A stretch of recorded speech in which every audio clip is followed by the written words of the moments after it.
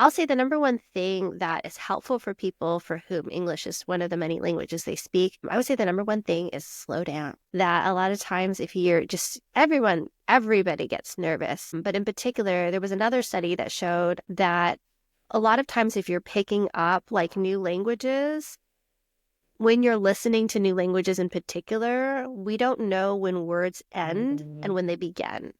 Because you're able to Right. like parse out words. It's that how you can understand them. And so if you're slowing down, people just enunciate and people can understand you a little bit more. And of course, the other things that we've talked about, practicing, pausing, pacing, will be really helpful. And actually, for any speaker, I would record yourself giving just the intro just on your phone.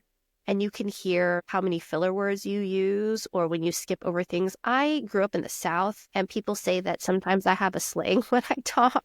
And so I have to tell myself too, like, if, in terms of if I'm talking about my Texas accent, that I have to also slow down and enunciate. So recording yourself can be not fun. Not many people like to listen or watch themselves speak, but it can be very insightful. Even if you give yourselves just a minute of your presentation, you can understand where, oh, I use a lot of ums, or I always end with, or I always Mm-hmm.